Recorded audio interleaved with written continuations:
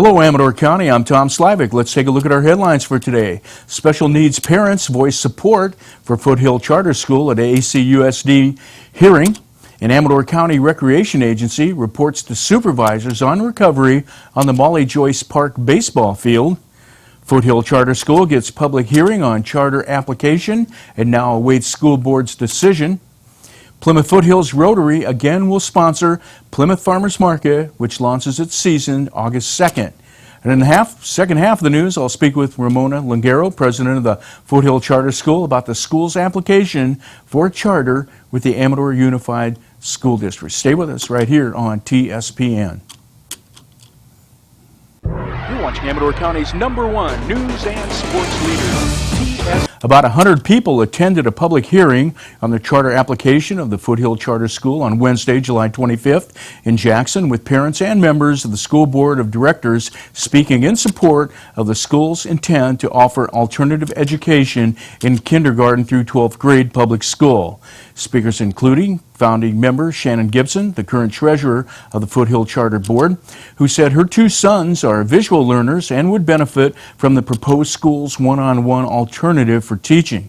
Foothill Charter founding member Elliot Root said she was born and raised in Sutter Creek, then moved away, and before moving back, lived in a town with nothing but charter schools, and she was surprised to find none in Amador County. Also in support of the school was Elaine McDonald, who ran the Montessori School in Pioneer for 20-plus years. She said a charter school would benefit people. Jessica Roots also supported alternative education in the charter school, which would allow parents from all over the county to option to put their children in K through 12 school. Gibson said the level plan for Foothill Charter would allow the students to be put at what level of education planning that they need and at which level they are capable of learning. Foothill Charter funding member and president Ramona Longero said there are 4,618 charter schools in the United States with 1.4 million students, but they're not free from regulation and not autonomous. They have to perform or be closed. She said the U.S. Department of Education is supporting the development of more of the schools.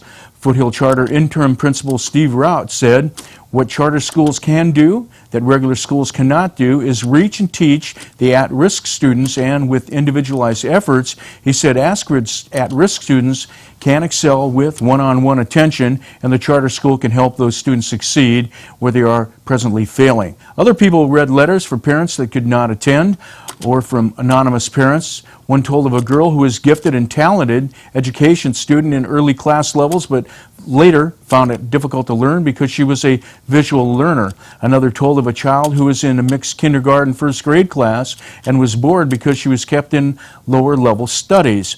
Another told of a child who spent 7 years in special education for speech issues, but who went on to graduate high school and college. Amador County Supervisors on Tuesday, July 24th, heard a report from Amador County Recreation Agency on the status of recent upgrades at Mollie Joyce Park in Pioneer. District 3 Supervisor Ted Novelli requested the report, saying ACRA has turned around the state of the upper baseball field at Mollie Joyce Park since it was first seen as having difficulties. Novelli thanked ACRA Executive Director Tracy Towner for turning around the field. Towner showed slides of the field, including a picture of her riding a lawnmower. She said she mows every Friday. The field suffered sprinkler halos, dry rings from bad spray coverage because of the existing heads on the new sod field installed by volunteers and purchased by the Dalton family of the Jackson Rancheria Band of Miwok Indians. Well, Adam Dalton said his family spent $150,000 on the park through the Amador Park Restoration Project and was disheartened by the dry conditions, but the tribe was encouraged by the turnaround and will continue to work with ACRA. Towner said sprinkler heads broke, killing grass along that line, and the ground was too wet when the sod was installed, so the bluegrass sod developed a fungus to which it is susceptible. They cannot overseed now because of the hot weather. It would kill the seed. She said the dry patches are greening up nicely, though it was green all along. She said she talked to a lot of people about the field, and the maintenance person is working 40 hours a week and is the only full-time employee ACRA has. Jackson Councilman Wayne Garibaldi, Vice President of the ACRA Board appeared in moral support of Towner. And Novelli asked what Upcountry Rotary has done for Mollie Joyce Park. And Towner said they seeded the lower field, installed fencing, built a pad for a potential caretaker housing, ran electricity, and told her to get a price on water pump to defer water bills by utilizing a well. Mollie Joyce Park's water bill has been $1,100 a month since getting the new sod, and it was never that high, she said. And she thinks if spray heads are replaced, the system will work more effectively and lower the bill. Castle Oaks golf pro Dominic Alton is sending his greenskeeper to help assess the repair costs. The tribe has graciously given surveillance cameras that work well, she said, so the caretaker isn't needed. Rotary sought to prevent vandalism, and Sherry Curtis thanked ACRA and asked which members of the Joint Power Authority were paying their voluntary dues. Towner said dues requested are $5 per person per entity, and the school district does not pay, but said it would help with mowing. Iona's not paid in a couple of years, and Jackson pays part of the full amount at $18,500. Those paying 100% of what they are asked are Sutter Creek, Plymouth, and Amador City. Amador County also pays a portion of its. The Foothill Charter School applied for a charter last month, and its organizers are hoping to get approval and also to get a facility from the Amador County Unified School District via state law. Foothill Charter School application had a public hearing by the Amador Unified Board of Trustees on Wednesday, July 25th, and about a dozen people spoke, including 3 founding board members of the Foothill Charter and the interim principal. The ACUSD Board of Trustees did not comment on the charter except for trustee Pat Miller, who said later that he supported charter schools. He noted that Tuesday's Sacramento Bee included a story about schools there being shuttered and the prevalence of charter schools as an alternative to school closures. Trustees have 30 days from the date of the public hearing to decide on application. Foothill Charter Board President Ramona Longero said earlier Wednesday that the school board's consultant analyzed the Foothill Charter School's proposed application and was concerned with the financial wherewithal of the organization. Longero said the group since then has added a financial specialist with a master's in business administration, which should take care of that concern. During the public hearing, Shannon Gibson told school board members that she's founding a member and treasurer of the Foothill Charter School Board, and she said she has a bachelor's degree in accounting and a master's degree in business administration. She said she is a problem solver and would ensure the public charter school would have a network of funding. Longero said earlier Wednesday that the school will seek a facility from the district under provisions of the statewide 2000 Proposition 39. She said the so-called School Facilities Local Vote Act, which passed in 2000, allows for a charter school to be given a school facility if one is made vacant through consolidation of facilities or if a school district otherwise has an empty school facility.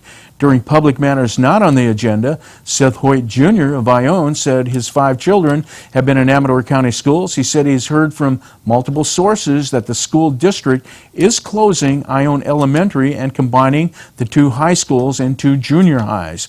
He read a list of questions about the issue, asking whether the superintendent was working with a consultant on the issue and wondered why the issue was not made public.